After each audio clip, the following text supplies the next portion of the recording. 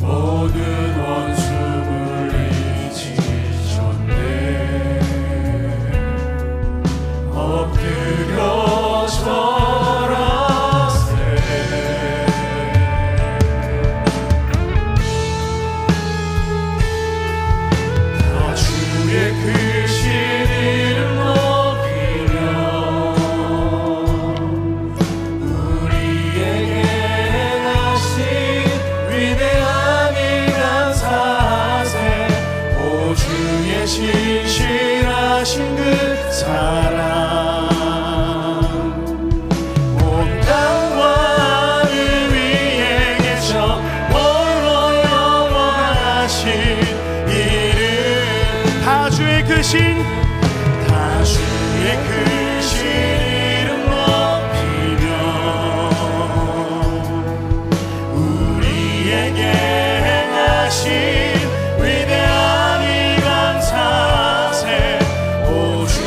신실하신 그 사랑 온 땅과 하늘 위에 계셔 홀로 영원하신 우리 마지막으로 선포하며 고백합니다.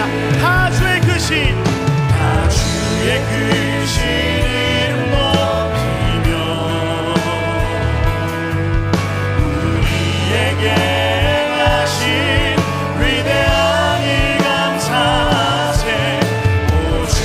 신실하신 그 사랑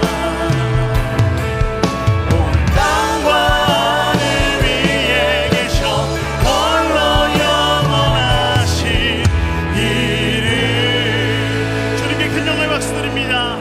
자리에 앉아서 함께 찬양하며 나가십시다. 우리의 대장 되신 주님, 승리의 주님을 의지하며 함께 찬양하며 나아갑니다.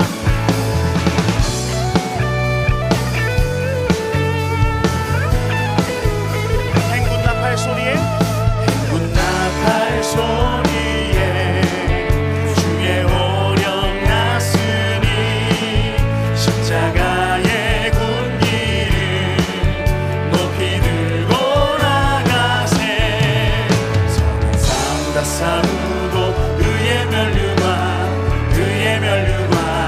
받았으리라 선한 삶 다 싸우고 의의 면류관 예루살렘 성에서 처음부터 고백하며 나갑니다. 행군 나팔 소리에 행군 나팔 소리에 주의 오령 났으니 십자가의 군기를 높이 들고 나가세 선한 싸움 다 싸우고 의의 멸류관 받았으리라 선한 싸움 다 싸우고 의의 멸류관 예루살렘 성 멸류관 받으리 저 요단 강 건너 싸움 마치는 날 의의 멸류관 예루살렘 성에서 악한 마귀 권세를 모두 깨쳐버리고 승리하신 주님과 승전가를 부르세 선한 싸움 다 싸우고 의의 멸류관 받았으리라 선한 싸움 다 싸우고 의의 멸류관 예루살렘 성에 멸류관 받으리 저 요단 강 건너 싸움 마치는 날 의의 멸류관 예루살렘 다시 한번 갑니다. 멸류관 받으리 저 요단 강 건너 싸움 마치는 날 의의 멸류관 예루살렘 성에서 달려갈 길 다가고 싸움 모두 마친 후 주와 함께 기쁨을 용사들 아누리세 선한 싸움 다 싸우고 의의 멸류관 선한 싸움 다 싸우고 의의 멸류관 예루살렘 성에서 멸류관 받으리 저 요단 강 건너 싸움 마치는 날 의의 멸류관 다시 한번 멸류관 받으리 저 요단 강 건너 싸움 마치는 날 의의 멸류관 예루살렘 다시 한번 고백합니다. 멸류관 받으리 저 요단 강 건너 싸움 마치는 날 의의 멸류관 예루살렘 우리 싸움 마치는 날 의의 멸류관 예루살렘 마지막으로 우리 싸움 마치는 날 의의 멸류관 예루살렘 성에서 주님의 승리를 의지하며 나아갑니다. 아멘.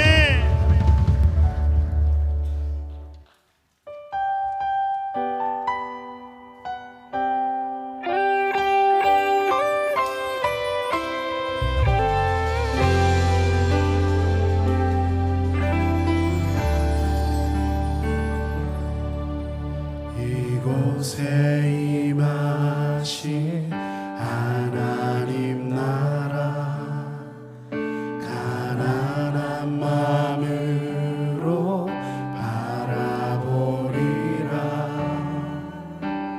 먼저 그 나라 그 뜻 구하며 나의 삶들이 주님이 맡기신 하나님 나라 믿음의 눈으로 바라보리라 하늘의 뜻이 이 땅 가운데 완성될 그날까지 믿음 다해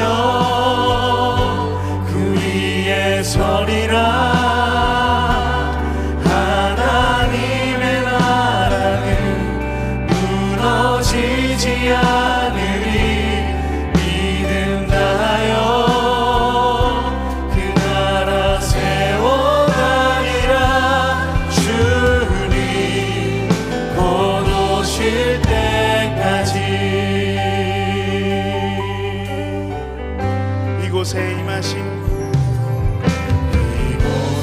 임하신 하나님 나라 가난한 마음으로 바라보리라.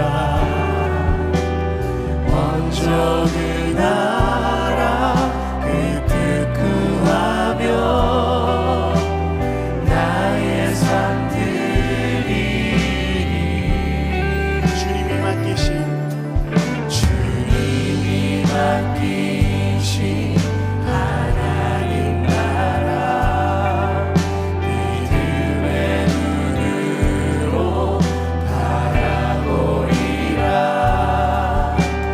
하늘의 뜻이 이 땅 가운데 완성되는 날까지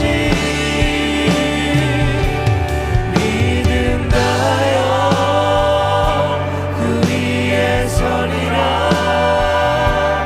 하나님의 나라는 무너지지 않으리. 믿음다요 그 나라 세워가리라. 주님 곧 오실 때 다시 한번 갑니다. 믿음다하여 그 위에 서리라. 하나님의 나라는 무너지지 않으리. 믿음다요 그 나라 세워가리라. 주님 곧 오실 우리 목소리 높여서 고백합니다. 믿음다하여 그 위에 서리라. 하나님의 나라는 무너지지 않으리. 믿음다요 그 나라 세워가리라. 주님 곧 오실 때 다시 한 번 더 믿음다하여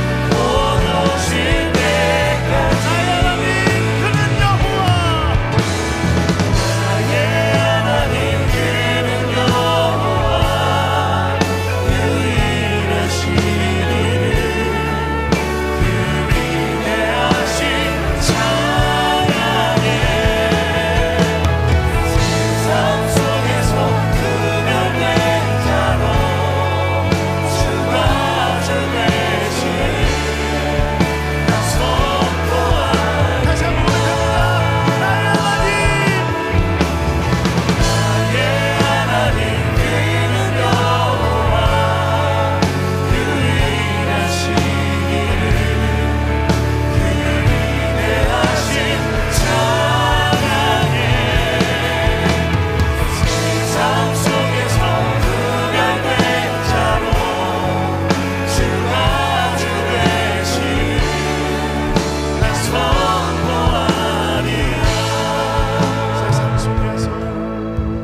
세상 속에서 구별된 자로 주가 주 되심을 나 선포하리라.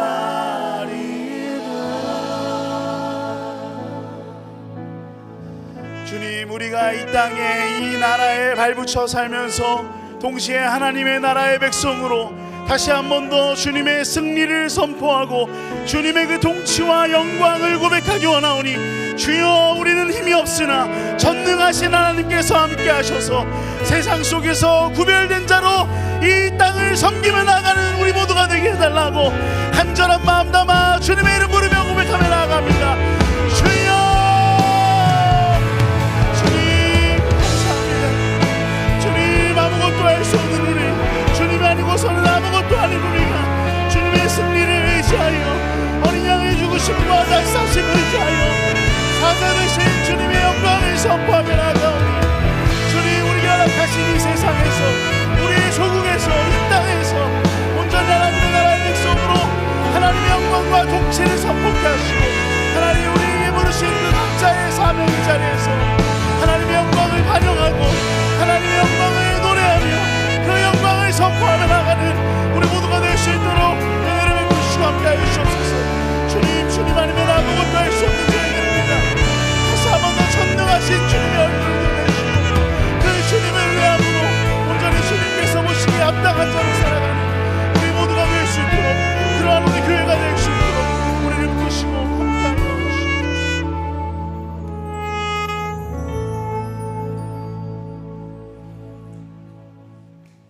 사랑과 은혜가 충만하신 하나님 아버지, 오늘도 저희를 거룩한 예배의 자리로 불러주시고 생명의 말씀 앞에 서게 하시니 감사드립니다. 바쁜 일상 가운데서도 하나님을 예배하며 하나님 나라를 소망하게 하신 은혜에 감사와 찬양을 올려드립니다. 지난 한 주간을 돌아보면 하나님의 뜻보다 우리의 생각을 앞세우고 믿음보다 걱정과 염려의 마음을 빼앗겼던 때가 많았음을 고백합니다. 우리의 부족함과 연약함을 용서하여 주시고 예수 그리스도의 보혈로 깨끗하게 하여 주옵소서. 오직 하나님만을 삶의 주인으로 모시며 세상의 유혹과 두려움에 흔들리지 않는 믿음으로 살아가게 하옵소서. 은혜의 하나님, 지난 50년 동안 우리 교회를 인도하시고 지켜주신 크신 사랑에 감사드립니다. 믿음의 선배들이 흘린 기도와 헌신을 기억하게 하시고 창립 50주년을 준비하는 모든 과정 가운데 함께하여 주옵소서. 우리 교회가 다음 세대를 믿음으로 세우고 선교와 섬김의 사명을 기쁨으로 감당하는 교회가 되게 하옵소서. 평강의 주님, 갈등과 분열이 가득한 세상을 국민이 여겨주시고 우리를 주님의 사랑과 화평을 전하는 통로로 사용하여 주옵소서.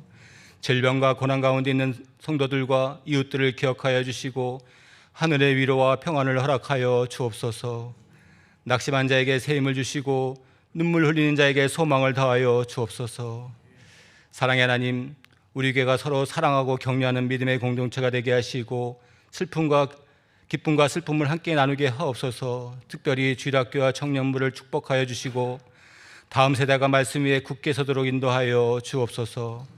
교육자들과 교사들의 헌신을 기억하시고 성령의 충만함과 기쁨으로 함께하여 주옵소서. 복음의 하나님, 다가오는 필리핀 위더스 선교와 의료 선교, 태국 의료 선교의 모든 일정을 주님께 맡겨드립니다. 오고 가는 길을 안전하게 지켜주시고 사역의 현장마다 주님의 사랑과 복음이 전해지게 하옵소서.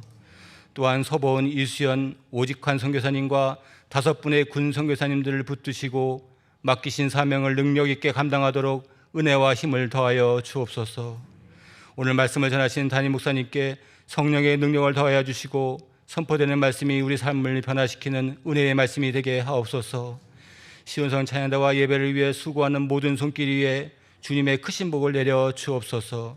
모든 영광을 하나님께 올려드리며 우리를 구원하신 예수님의 이름으로 기도드립니다. 아멘.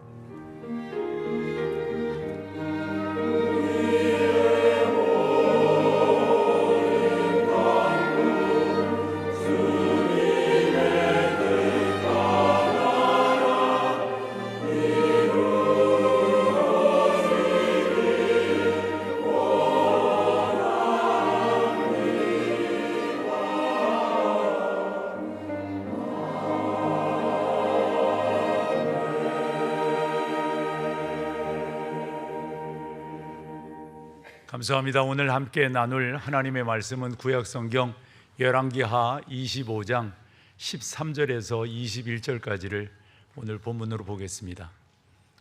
열왕기하 25장 13절에서 21절, 오늘은 성경을 같이 여러분과 읽도록 하겠습니다. 함께 합니다. 갈대아 사람이 또 여호와의 성전 두 놋 기둥과 받침들과 여호와의 성전의 놋 바다를 깨트려 그 놋을 바벨론으로 가져가고 또 가마들과 부삽들과 부집개들과 숟가락들과 섬길 때에 쓰는 모든 놋그릇을 다 가져갔으며 시위대장이 또 불 옮기는 그릇들과 주발들 곧 금으로 만든 것이나 은으로 만든 것이나 모두 가져갔으며 또 솔로몬이 여호와의 성전을 위하여 만든 두 기둥과 한 바다와 받침들을 가져갔는데 이 모든 기구의 논 무게를 헤아릴 수 없었으니 그 한 기둥은 높이가 18규빗이요 그 꼭대기에는 논머리가 있어 높이가 3규빗이요 그 머리에 둘린 그물과 석류가 다 노시라. 다른 기둥의 장식과 그물도 이와 같더라.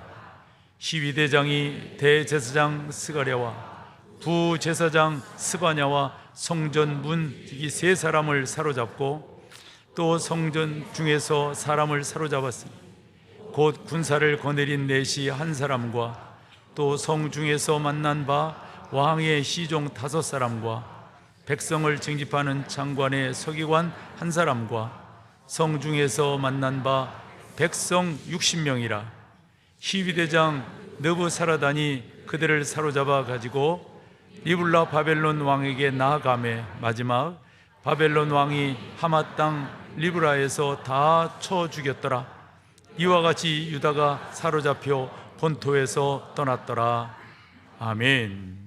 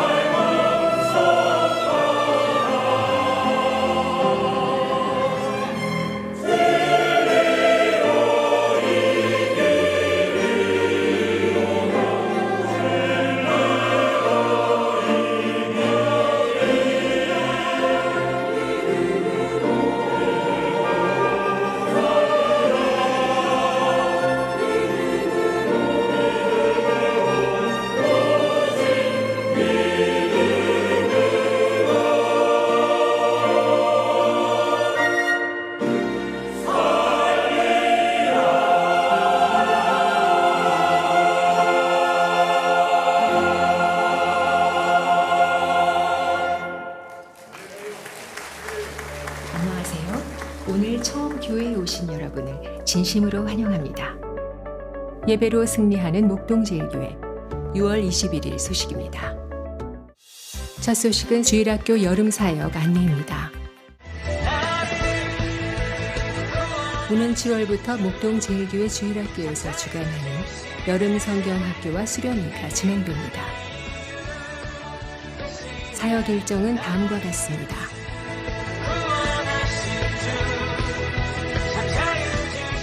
위의 일정 중 봉사를 희망하시는 분들은 포스터의 QR코드를 통해 신청해 주시기 바랍니다.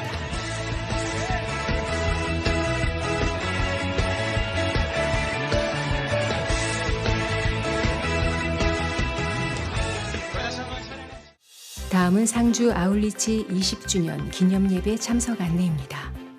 신디 반주 섬기고 있는 현경화 집사입니다.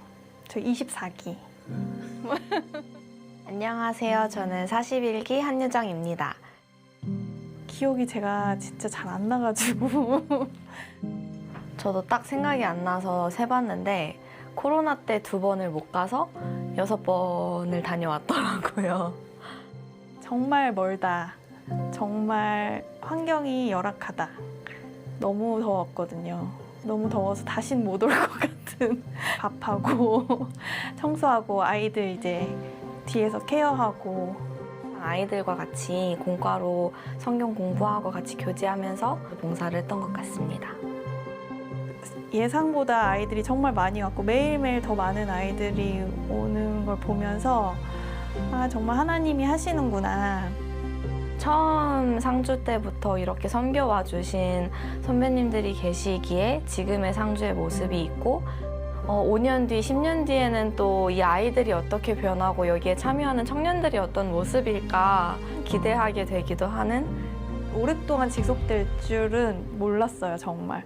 근데 매년 광고가 나오고 청년들이 떠나고 이어서 헌신할 수 있는 게 너무 복되다. 쉽지 않은 일이라는 걸 너무 잘 알기 때문에 그 헌신이 더 귀하게 사용됐을 줄 믿습니다. 해마다 이어진 청년들의 발걸음 속에 하나님은 만나게 하셨고 자라가게 하셨습니다. 이제 그 역사를 기억하며 감사하려 합니다. 상주 아울리치 20주년 기념 예배 8월 5일 수요일 저녁 7시 30분 상주 서문교회 본당 20년의 기억 그리고 다시 시작되는 감사의 자리로 성도 여러분을 초대합니다.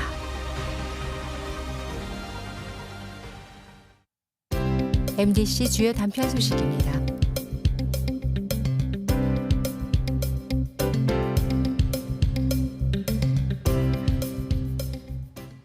살아계신 하나님과 함께하는 은혜 가득한 한 주 되시기 바랍니다. 요즘 매스미디어가 원체 발달한 세상이라서 먼 곳에서 있는 일들이 마치 내 손 안에서 이루어지는 것처럼 접할 수 있는 시대가 아닌가 싶어요. 미국과 이란의 전쟁이 더더욱 그렇죠. 게다가 경제적인 파급 효과가 크기 때문에 유가라든가 다른 물가 상승, 우리가 돕고 있는 또 지원하고 있는 필리핀 지역 같은 경우도 이렇게 보면은 물가가 너무 많이 올라가기 때문에 또 올랐기 때문에 선교 가는 데 많은 지장이 있다 이런 보고를 받곤 합니다.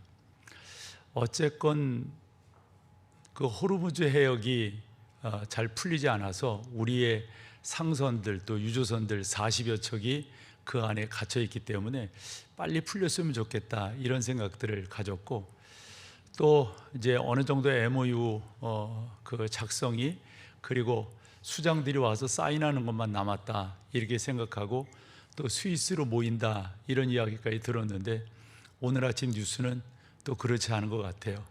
아마도 이스라엘이 레바논에 있는 헤즈볼라라는 그 단체를 지속적으로 공격하기 때문에 그렇지 않나 생각을 합니다.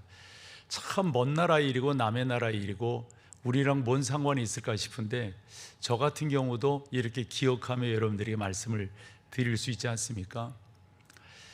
2022년 4월부터 시작된 러시아와 우크라이나의 전쟁도 마찬가지라고 생각합니다. 특별히 그곳에는 제 친한 친구가 선교사로 있어서 처음에 그 친구가 이 크림반도에 있었더랬어요. 한데 러시아의 침공으로 그래서 우크라이나 리우라고 하는 곳으로 이렇게 옮겨가게 되었는데 거기서 또 전쟁이 계속되어지고 폭격이 계속되어지니까 그 옆 폴란드로 옮겨가서 사역 중에 있다고요. 이야기는 그런 거예요. 언제 나의 사역지로 돌아갈 수 있을까? 정착지로 돌아갈 수 있을까? 참 이런 전쟁이라고 하는 게 우리 가운데 얼마나 아픔인가 하는 것들을 생각하게 되는데, 특별히 이와 같은 이야기로 나아가는 것은 이번 목요일이 6.25 사변 76주년을 맞이하는 그런 날이기도 해서 한번 이런 상황 속에서 우리에게 주는 영적 교훈은 뭔가 나름대로 좀 여러분과 나누고 싶어서 오늘 말씀이 준비되었습니다. 이 열왕기하 25장 같은 경우는 마지막 장이잖아요. 남유다가 BC 586년에 멸망하게 되는데, 앞서서 북이스라엘 같은 경우는 BC 722년에 아수르에서 멸망을 했죠. 그걸 봤잖아요. 그런데도 남유다가 전혀 정신을 못 차리는 거예요. 그래서 성경을 보면 왜 이런 일들이 일어나고 왜 이런 아픔들이 일어나는가 봤더니 한마디로 성경은 여호와의 말씀에 불순종했기 때문에 이런 결과가 나왔다, 이렇게 설명하고 있는 것을 보게 됩니다. 좋아요. 그러면 우리는요? 저는 이것을 여러분과 같이 나누면서 자꾸의 우리는 어떠한 자세로 주님의 교회를 세워가고 믿는 믿음의 진보를 이룰 것인가 함께 나눠보려고 그럽니다. 성경에는 수많은 나라와 제국들의 흥망성쇠가 기록되어져 있습니다. 어느 유명한 학자의 비유처럼 5대 왕국이 성경에는 기록되어져 있다, 이러면서 바벨론부터 시작해서 로마 제국까지 쭉 나름대로의 의미를 부여해서 설명을 했던데, 저는 그렇게 보여져요. 어떤 제국이건 어떤 나라건 흥망성쇠는 하나님의 수레바퀴 안에 선하신 인도함 가운데 있다. 저는 선하시다고 하는 말을 여러분들에게 쓰는 것은 그 안에 영적 교훈이 있기 때문에 그렇습니다. 이 영적 교훈을 제대로 받으면은 우리가 76주년을 맞이하는 동족 상잔의 비극, 이 사변을 이겨낼 수 있다고 보는 거예요. 말인즉슨 이 교훈을 잘 받지 못한다면 제2의 유교가 없으란 법이 어디 있어요? 참 무서운 거죠, 여러분. 참 무서운 거예요. 저는 2부 예배를 마치면서 하나님 앞에 기도 올릴 때 뭉클하더라고요. 뭐가? 하나님, 그래도 저는 그래도 살아왔어요. 제 세대는 어느 정도 교회의 영광도 보고 교회라고 하는 게 지금도 보면 이렇게 가득 차게 예배를 드리고 있는데, 우리의 자녀 세대는 어떨까요? 우리의 자녀 세대는 이럴 때 가슴이 먹먹해지더라고요. 말인즉슨 성경이 교훈하는 교훈을 우리가 제대로 받으면 되지만 받지 못하면 우리가 앞선 역사의 수레바퀴 속에 그대로 옳지 않은 결과로 빠지게 될 것이다 하는 것이죠. 저는 6.25 사변이 우리 가운데 주는 교훈이 크다라고 생각을 합니다. 국가기록원의 자료를 보면 1950년 6월 25일 새벽 4시에 북한 군의 기습 남침으로 이 사변은 시작되었다, 이렇게 알려져 있습니다. 그래서 1953년 7월 27일 휴전에 이르기까지 만 3년 1개월 2일간 전쟁이 계속되었습니다. 저는 이 전쟁이란 표현보다도 6.25는 사변이라고 표현하는 것이 옳다라고 생각을 하는데, 어쨌건 이런 표현을 하건 저런 표현을 하건 간에 영적 교훈을 우리가 받지 아니하면 안 되는 거예요. 그러면 다른 나라도 그렇고 이스라엘도 그렇고 성경에 나오는 여러 가지 제국들의 흥망성쇠를 바라보고 우리나라 또한 바라보면서 우리가 얻어야 될 교훈이 뭐냐? 그 첫 번째는 깨어있어라 라고 하는 교훈입니다. 이 깨어있으라 라고 하는 이 교훈을 우리가 제대로 받지 못한다면, 여러분, 우리 또한 그 옳지 못한 역사의 수레바퀴 안으로 들어갈 수밖에 없어요. 그러면 성경은 왜 깨어있으라고 말씀하는가 봤더니, 여러분, 보이지 않는 옳지 못한 세력이 있습니다. 보이지 못한 옳지 못한 세력이 사악하고 우리를 해롭게 하고 불길하게 우리를 온전치 못함으로 이끌어가기 때문에 성경은 깨어있으라 깨어있으라 설명하고 있는 것을 보게 됩니다. 저는 여러분과 같이 이런 교훈들을 놓치고 싶지 않은 거예요. 좀 더 이 교훈들을 잘 받아서 우리 세대도 어느 정도 살았지만 우리의 자녀 세대들이 좀 더 제대로 세워지고 살아갈 수 있도록 우리가 해줘야 되지 않는가. 베드로는 그의 성경 5장 8절 9절에 이렇게 말합니다.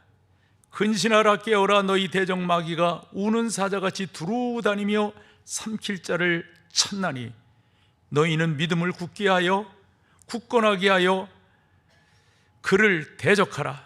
이는 세상에 있는 너희 형제들도 동일한 고난을 당하는 줄을 알미라.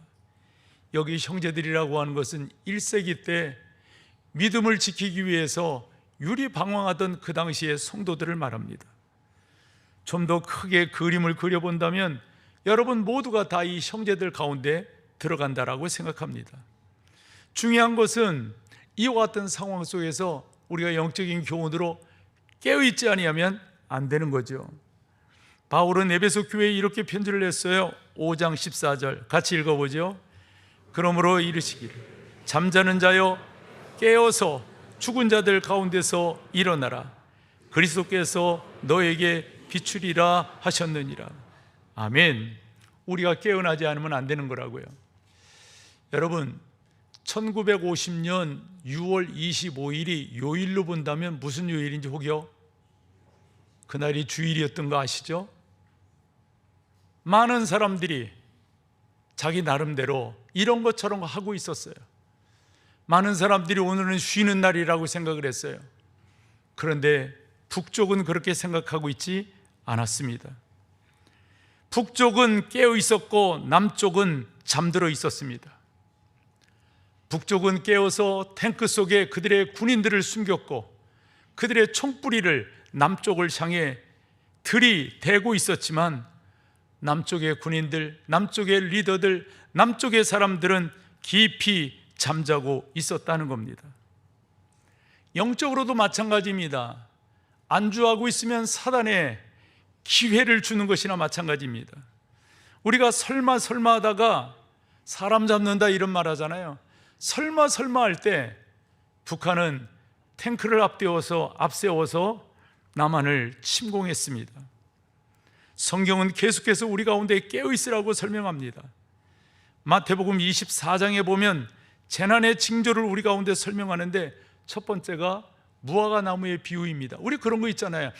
요쯤 되면 예를 들어서 무슨 사과나무는 가을쯤 되면 추석쯤 되면은 그때 열매를 딸 수 있다. 배도 마찬가지고 참외는 여름철 뜨거운 햇볕 아래서 참외는 딴다. 이런 나름대로 그런 것들을 안단 말이에요. 한데 영적인 교훈은 받지 못하고 있다는 거죠. 그래서 마태복음 24장 44절 이것도 같이 읽어보세요. 이러므로 너희도 준비하고 있으라. 생각하지 않은 때 인자가 오리라. 여기서 아는 때라고 하는 말을 저는 바꾸는 게 더 좋다고 봐요. 생각하지 못할 때 피하는 거예요. 깨어있으라고 말씀했건만 깨어있지 않은 겁니다. 데살로니가전서 5장 6절도 같이 읽어보죠. 그러므로 우리는 다른 이들과 같이 자지 말고 오직 깨어 정신을 이러지 않으면 여러분 안 된다고. 이러지 않으면. 여기서 하나 정리하고 가지요. 그러면 깨어있다고 하는 말이 뭐예요? 뭐가 깨어있는 걸까요? 잠자지 않으면 깨어있는 걸까요? 이 사실을 바울이 골로새서 4장 2절에 설명을 하고 있습니다. 뭐라고 했어요? 기도를 계속하고 기도에 감사함으로 어찌하라고요? 깨어있다고 하는 의미를 여러분들이 모를 리가 없습니다. 우리가 기도한다고 하는 것은 깨어있는 것입니다. 기도한다고 하는 것은 나를 각성시키는 겁니다. 기도한다고 하는 것만큼 의미 있고 중요한 것이 어디 있겠습니까? 저도 목회를 하면서 가장 중요한 것은 목사가 깨어 기도하는 자리에 있는 겁니다. 저는 이 사실을 너무도 사모하고 알기 때문에 여러분들에게 목사를 위해서 기도할 때 뭐 건강하게 해주세요, 뭐 어째요 저째 이런 거 말고 어떻게 기도해 달라고 부탁을 드렸습니까? 우리 교회 목사 성령 충만한 목사 되게 해주세요. 저는 이 이상도 이 이하도 없다고 생각합니다. 성령 충만하면 깨어있게 됩니다. 깨어있는 것입니다. 깰 수밖에 없습니다. 성령 충만하지 아니하니까 이런저런 생각하게 되는 거죠. 사랑하는 여러분, 깨어서 여러분들의 자녀를 위하여 기도할 수 있기를 바랍니다. 깨어서 여러분들과 함께하는 사람들, 우리가 해줄 수 있는 게 뭐가 있어요? 변변한 게 뭐가 있냐고요? 하나님 앞에 그들을 위해서 도구하는 것입니다. 하나님 긍휼히 여겨달라고, 하나님 불쌍히 여겨달라고. 좀 심하게 말을 해볼게요. 저는 가끔의 이 나라의 리더십들을 보면서 혀를 찰 때가 많아요. 지금 상황이 어떤 상황인데 언제까지 저렇게 이전 투구할 거냐? 세상은 나름대로 이렇게 저렇게 굴기를 이루어간다고 하는데 굴기는커녕 있는 것도 다 없애버리는 그런 입장에 있는 작금의 리더십들을 보면서 우리가 해야 될 것이 있다면 깨어 기도하는 것이다. 아까 시작할 때도 자막으로 나왔지만 이 민족의 희망은 교회임을 믿습니다. 그 교회는 다른 게 아니에요, 여러분. 깨어 기도하는 것입니다. 교회가 깨어 기도할 때 여러분도 살고, 교회가 깨어 기도할 때 하나님의 이 영적 체계가 온전히 세워지고, 교회가 깨어 기도할 때 이 민족이 세워지는, 살아나는, 온전케 되는 역사가 있는 줄로 믿습니다. 사랑하는 여러분, 이를 위해서 우리가 이런 교훈들을 성경을 통해서 배워야 돼요. 깨어 기도하지 아니하면 어떤 일도 일어날 수가 없습니다. 깨어 기도하면 하나님의 역사를 목도하게 될 겁니다. 체험하게 될 겁니다. 여러분들의 간증이 될 겁니다. 그러면서 어떤 일이든지 말이에요, 느닷없이 되는 일은 없더라고요. 다 보면 전조 증상이 있어요. 예를 들어 지진도 그렇다잖아요. 화산 폭발도 그렇다잖아요. 뭔가 그 전에 전조 증상이 있습니다. 여러분, 뚝이 터지는 것도 어느 날 갑자기 터지나요? 뭔가 있었어요. 뭔가 있었어요. 영적인 것도 마찬가지라고 생각합니다. 무비유한이 되는 겁니다. 준비하지 않으니까, 깨어있지 아니하니까. 그래서 성경을 보면 늘 하나님께서 우리 가운데 경고하시는 것을 볼 수가 있습니다. 전능하신 하나님께서 당신의 백성들을 사랑하셔서 이럴 때는 이랬으면 좋겠다, 저럴 때는 저랬으면 좋겠다라고 설명하고 계시죠. 모세 오경이라고 우리가 말하는데 창세기, 출애굽기, 레위기, 민수기, 신명기, 그 중에서 레위기와 신명기를 보면 이제 모세를 통해서 하나님이 말씀을 주시는데 아직 가나안 땅에 들어가지 않았어요. 아직 그들 가운데 어떤 일들이 일어나지 않았어요. 그런데 하나님께서 모세를 통하여 경고하시는 것을 레위기에서, 신명기에서 볼 수가 있습니다. 몇 절을 같이 읽어보는데 레위기 26장 27절에서 29절입니다. 같이 우리 쭉 읽어보죠.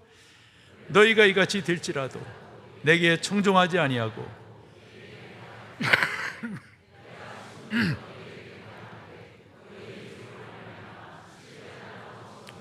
29절, 여러분 너무 아프잖아요. 이게 그대로 성경에 이루어진다니까요. 북이스라엘이 BC 722년에 망하는데 그 망하기 전에 아수르의 침략을 받습니다. 살만에셀이 군대를 이끌고 들어와서 그때의 전쟁은 지금과 다른 거예요. 보급로를 끊는 거예요. 성을 이렇게 에워싸는 거예요. 그래야 한 3년 정도 지나니까 모든 게 다 끊어져 버립니다. 그러니까 이 성 안에서 먹고 살 길이 없어요. 그래서 처참한 이 성경 말씀이 너희가 아들의 삭을 먹을 것이요 딸의 살을 먹을 것이, 이게 그대로 이루어지는 거예요. 오늘은 너희 집 아이를 내일은 우리 집 이러면서 그런 일들이 벌어지는 거예요. 그런데 교훈을 얻지 못합니다. 그 뒤로 33절을 또 같이 보겠습니다. 함께 하죠. 내가 너희를 여러 민족 중에 흩을 것이요 내가 칼을 빼어 너희를 따르게 하리니 너희의 땅이 황무하며 너희의 성읍이, 이것을 남유다가 100여 년 전에 벌써 경험을 했잖아요. 정확히 말하면 132년 전에 경험을 했잖아요. 그런데 이걸 따르지 못해요. 기운을 받지 못해요. 왜요? 깨어있지 않으니까. 깨어있는다고 하는 게 그만큼 중요한 것입니다. 역대하 36장에는 이러한 증언이 있습니다. 11절에서 14절입니다. 같이 읽어보죠. 시드기야가 왕위에 오를 때 나이가 21세라 예루살렘에서 11년 동안 다스리라. 그 다음이요, 그의 하나님 여호와 보시기에, 여러분 여기 보면요, 그 일러도 일렀어도 이런 거잖아요. 그러니까 경고해도 그렇게 좀 제대로 좀 해라, 똑바로 좀 해라.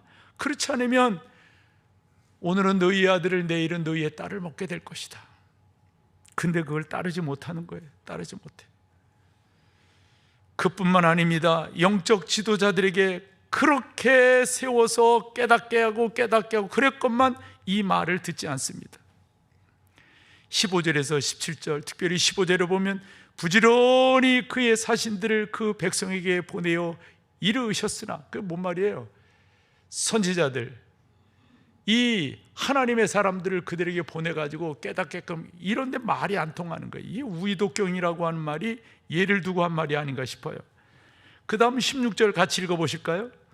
그의 백성이 하나님의 사신들을 어찌하고 그의 말씀을 어찌하고, 여러분 이 나오잖아요. 비웃고 멸시하고. 그 다음 읽어봐요. 어떻게 더 나아가는가?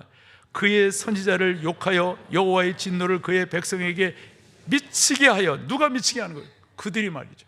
그들이 회복할 수 없게 하였다.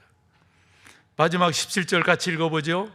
하나님이 갈대아 왕의 손에 그들을 다 넘기심에 그가 와서 그들의 성전에서 칼로 청년들을 죽이며 청년의 남녀와 노인과 병약한 사람을 긍휼히 여기지. 얼마나 처참한 모습인지 몰라요. 정리해 보면 이런 거예요. 제가 하나님이 되어서 그 백성에게 말을 할게. 아니 내가 그렇게 말을 했잖아. 내가 그렇게 일렀잖아. 나는 나의 선지자들을 보내어 너희가 올바로 쓰도록 그렇게 했건만 너희는 그들을 죽이고 멸시하고 되레 그들에게 욕을 하며 돌을 던지지 않았느냐. 저는 참 이런 걸 보면서 이 죄라고 하는 게 얼마나 무서운 건지. 여러분, 이 죄성이라고 하는 것은요, 참 여러분 너무도 우리를 황폐하게 만들어 갑니다. 죄가 들어오면은 올바른 게 보이지 않아요. 죄가 들어오면은 깨어있으라 들리지가 않습니다. 우리가 그런 말씀을 들을 수 있다고 하는 이 자체가 은혜입니다. 은혜. 유교에 대한 많은 증언들이 있는데요, 저는 몇 년 전에 제 아는 분이 용산에 있는 전쟁 기념 관장이셨어요. 그래서 그분의 안내로 가서 뭐 대접도 받고 자세한 소개도, 그래서 여기가 이런 것들이 있구나. 그래서 보면 크게 두 가지를 전시해 놓고 교훈을 삼는 거예요. 첫 번째가 6.25입니다. 6.25. 그리고 월남전입니다. 이 두 개를 이렇게 해놓고 전쟁을 기념하는 것이 아니라 그것을 통해서 후대들에게 깨우치려고 하는 것이죠. 그리고 6.25에 대해서 또 하나는 고 김종필 전 국무총리의 그 회고록이 있어요. 소위부답이라고. 이 소위부답이라고 하는 말은 웃기만 할 뿐더러 대답이 없다. 그런 거 있잖아. 이렇게 미소는 짓고 뭐 하는 것 같지만 대답이 없어요. 알아들을만 하니까, 또 알아듣지 못하니까. 근데 그 내용을 보면 우리가 일반적으로 1950년 6월 25일 새벽 4시에 전쟁이 일어났다 이렇게 알고 있잖아요. 근데 김종필 씨의 회고록 보면은 새벽 3시로 되어져 있습니다. 왜 3시냐? 당신이 그때 전화를 받은 게 있대요. 누구에게 전화를 받았느냐?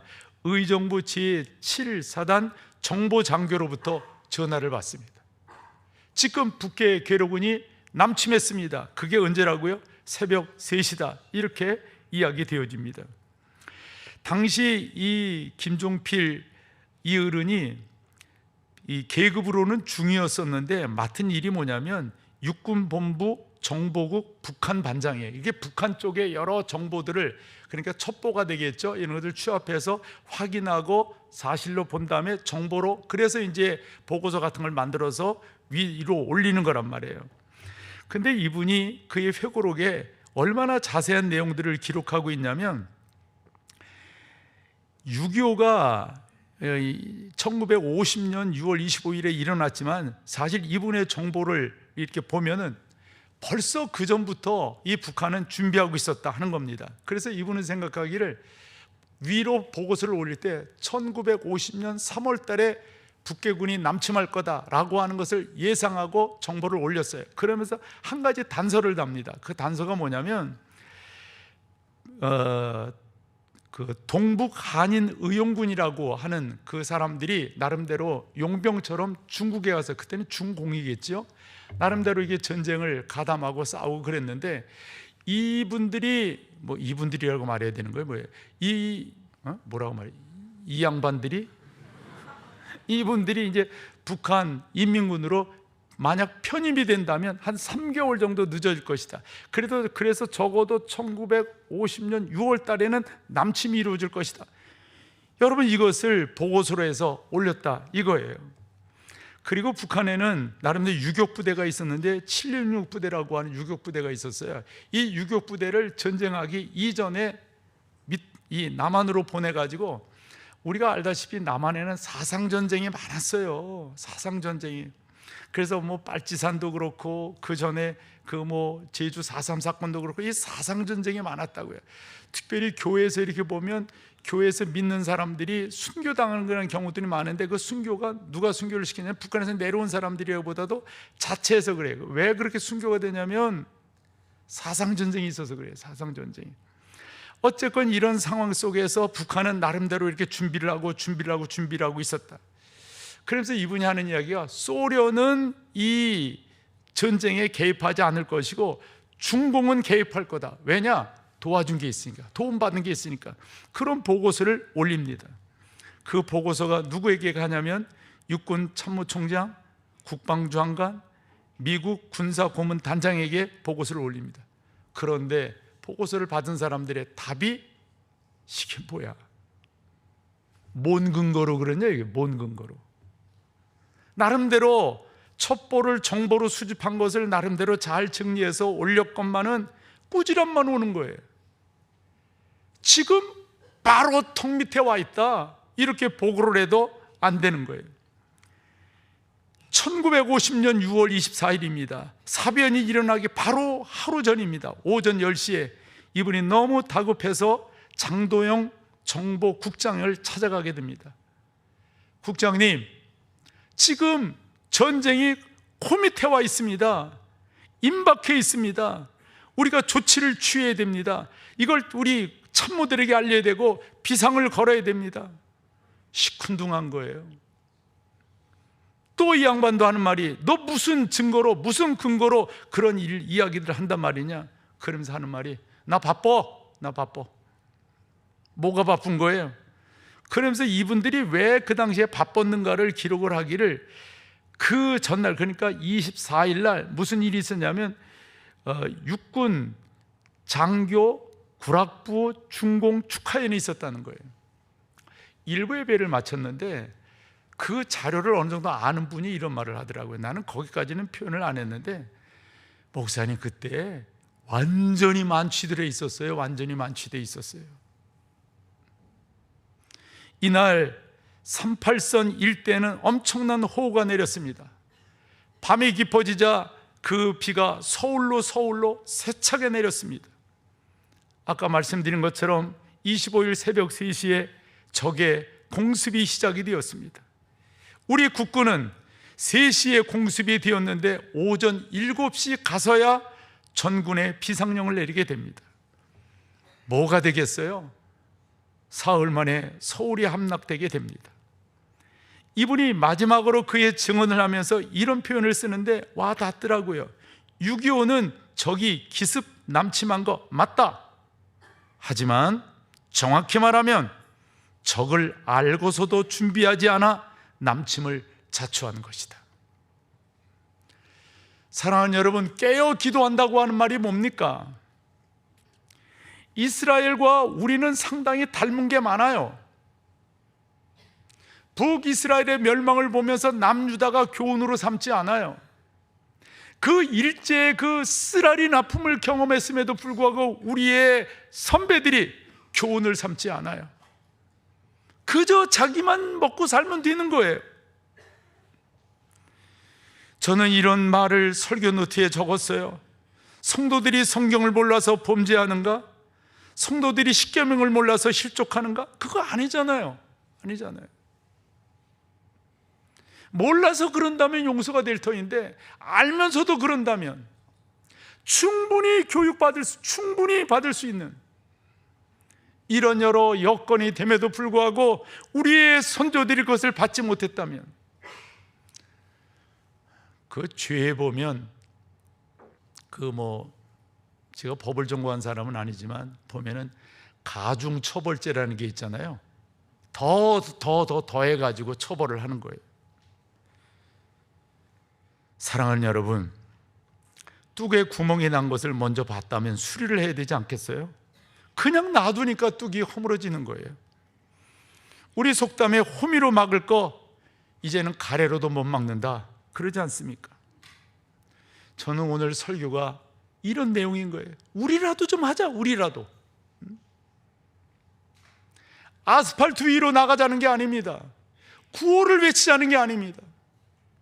우리라도 좀 교회를 옳게 세우고 이 교회에 보이는 하나님의 사람들이 깨어 기도하고 주의 은혜를 구하며 나가자. 영적 교훈을 놓치지 말자. 저는 뭉클뭉클함이 있어요. 맞아요. 저는 그래도 좋은 세상 살아왔어요. 저는 70년대 80년대 그 교회 90년대 교회의 부흥기를, 한국 교회의 부흥기를 저는 경험했고 봤고 그 가운데서 목회해서 속되게 말할게요. 잘 먹고 잘 살았어요. 우리 자녀 세대들은 제가 우리 아이에게 목사가 되라 말은 했어요. 그렇게 공부시켰어요. 애썼어요. 그런데 그 아이에게 주어질 미래는, 여러분들의 미래는 어떻단 말이에요? 해방 이후에 5년간 우리의 선조들은 무슨 일을 했단 말입니까? 안타깝기 그지없습니다. 건국이 언제냐, 건국절이 뭐냐, 이런 것 가지고 지금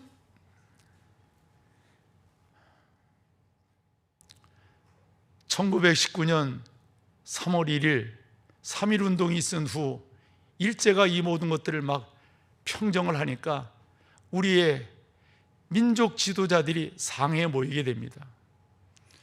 그래서 1919년 4월 11일 상해 임시정부를 세웁니다. 그 임시정부를 세울 때 국호를 뭐로 할 거냐? 대한민국으로 하자 그랬어요. 저는 그렇게 생각해요. 이게 아주 개인적인 생각인데 그렇게 해서 국호로 시작되면 그때 나라가 있었어요? 나라가 있었냐고. 그렇게 시작된 대한민국 이 국호가 1948년에 완성되었다. 이렇게 생각하면 편할 터인데 이거 가지고 또 옥신각신하네. 여러분, 이 대한이라고 하는 게 이게 의미가 있어요. 1896년도에 우리 고종 황제께서 아관 파천을 하게 됩니다.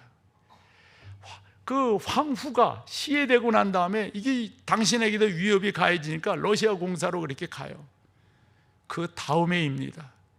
나라를 세워보자고 조선이라고 하는 국호를 버리고 대한제국이라고 하는 그 명명을 하게 됩니다.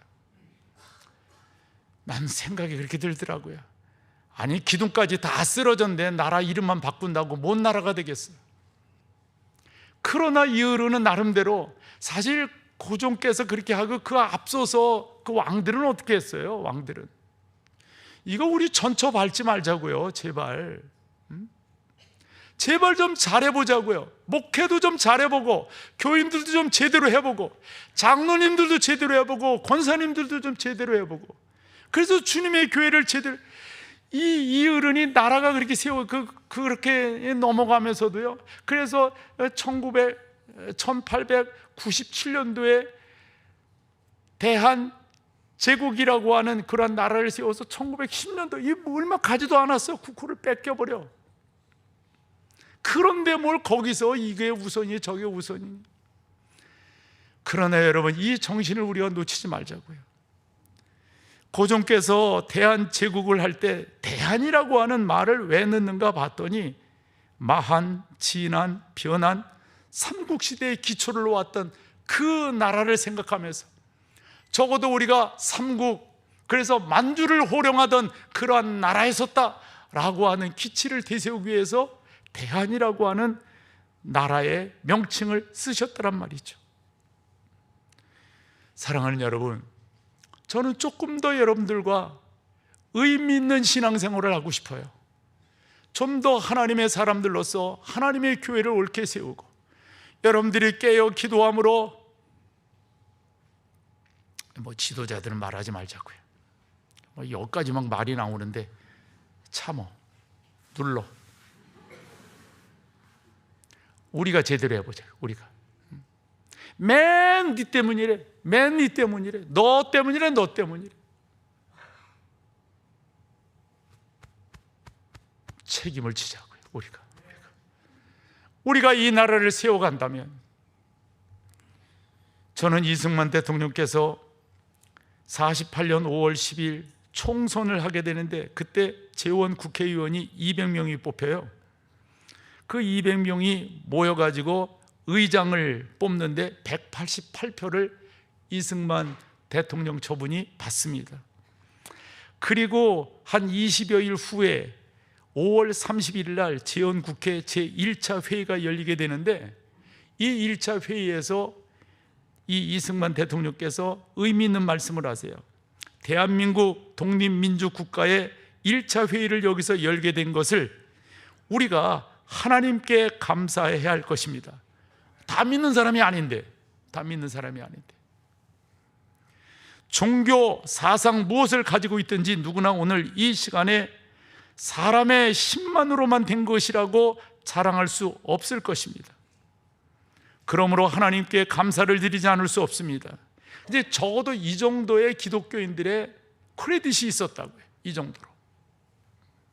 나는 먼저 우리가 성심으로 일어나서, 그냥 자리에 앉아서가 아니라 일어나서 하나님께 우리가 감사의 기도를 드리면 좋은데, 드릴 터인데, 이윤영 의원, 이분이 그 당시 목사셨어요.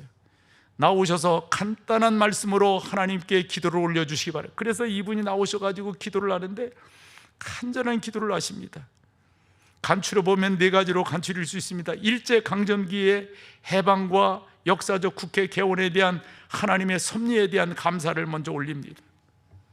민족의 원통함이 해소되고, 이 민족의 원통함이라고 하는 것은 일제의 원통함도 있고 북한과 이 사변, 이것으로 인한 원통함이 있죠. 평화로운 남북 통일이 이루어지기를 원한다고 하는 기도를 또 올립니다.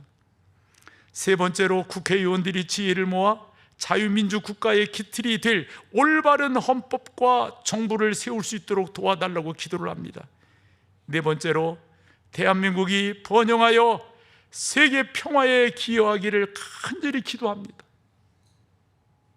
그리고 마지막에 이 모든 말씀을 주 예수의 이름을 받들어 기도하나이다, 이렇게 올려요. 왜 이런 것을 여러분들에게 이야기할까요? 적어도 우리 그런 긍지를 갖자고요. 이 나라는 기도하는 사람들이 세워졌다고요. 적어도 그와 같은 건강한 하나님의 사람들에 의해서 세워졌다고 한다면, 지금 우리가 그 후손들로서 어떻게 나가야 되겠어요? 어떻게 행동해야 되겠어요? 깨어 있어야 되지 않을까요?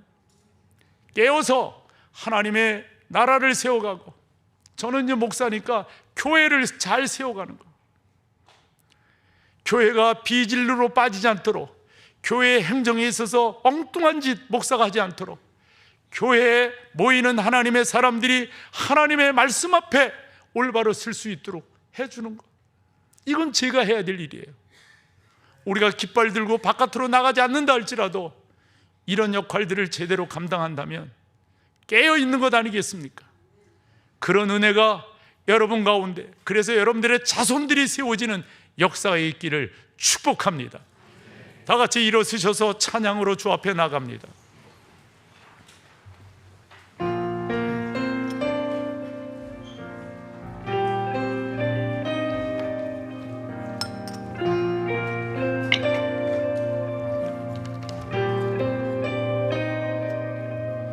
내가 소망하는 아버지 나라, 주님 오시는 그날 완성되니 우린 고대 안에 주님 오시는 그날을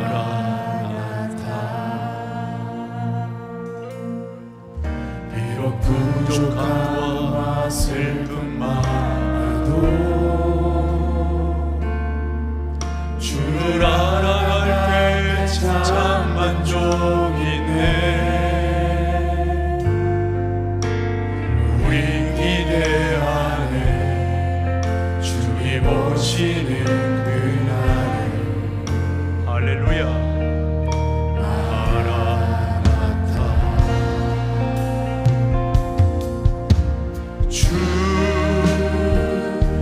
다시 오시는 그날에 우리 보게 되니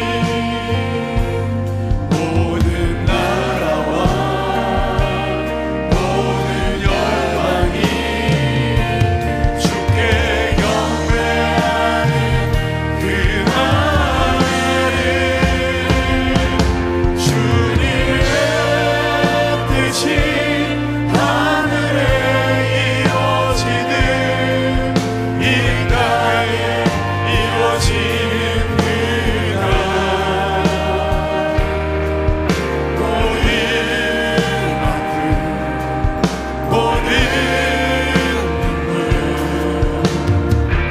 모두 씻겨지리. 의원의 영광 이 땅에 이루어질 때 새 노래로 찬양하리라. 주를 향한 주를 위한 승리의 모든 나라와 모든 열방이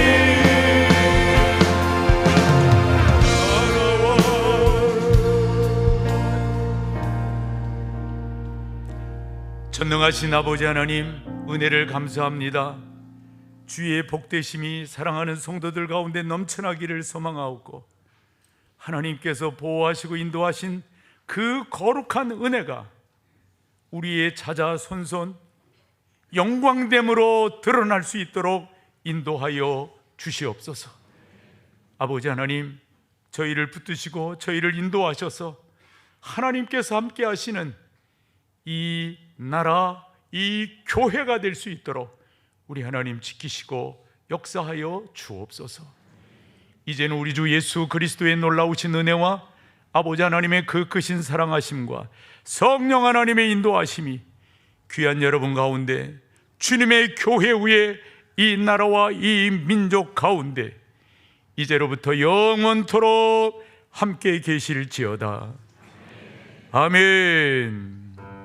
아멘.